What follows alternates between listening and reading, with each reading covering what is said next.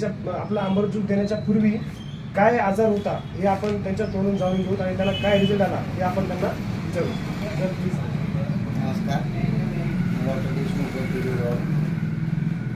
मला यापूर्वी 65% ब्लॉकेज होते. मी हैदराबादला अपोलो हॉस्पिटलला गेल्यानंतर त्यांनी सांगितले एन्जिओप्लास्टिक केली. एन्जिओग्राफी केल्यानंतर त्यामध्ये 65% ब्लॉकेज दाखवली आणि त्यांनी मग त्यावेळेसच्या ट्रीटमेंट दिली. हे रोज खावं लागेल आणि 1 वर्षानंतर या तपासणीसाठी पुन्हा. मग मी त्यानंतर एक आयुर्वेदिक म्हणून माझ्याकडं श्रीकांत सर आणि बबनराव कराळे, बबनराव सोलकर हे आले आणि त्यांनी मला एक अमृत ज्यूस दिलं. अमृत ज्यूस. ओके. हां. आणि त्यासोबत मी फ्लेक्स ऑइल असं दोन्ही घेत होतो. आणि 1 वर्ष घेतल्यानंतर मी चेकअपला गेलो. ओके. चेकअपला गेल्यानंतर त्यांनी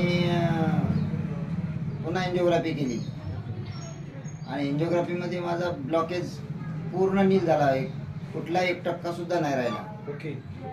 तर डॉक्टर म्हणले, बा तुम्ही काय असं घेतलं की तुमचा, आम्हाला तर वाटलं आता तुमचा 85% झाले असेल आणि तुम्हाला एन्जिओप्लास्टी करावं लागेल. ओके. असं वाटत होतं म्हणले, पण तुमचे रिपोर्ट पाहिल्यानंतर तुम्ही काहीच राहिलं नाही.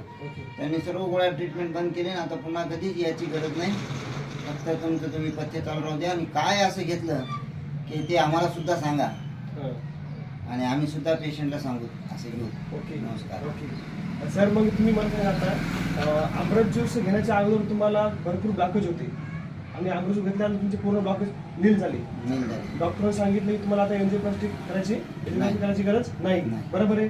तर तुम्ही अमृत ज्यूस बद्दल काय बोलू शकता सर, की काय काय कसं पडतं सर? अमृत ज्यूस मध्ये खरंच अमृतच आहे. हे जसं अमृत पिल्यानंतर आमरण होतो तसं माझं ब्लॉकेज गेल्यानंतर मी आमरण झाल्यासारखं वाटलं मला. ओके. म्हणून अमृत ज्यूस घेतो आणि त्यासोबत फ्लेक्स ऑइल. थँक्यू. थँक्यू.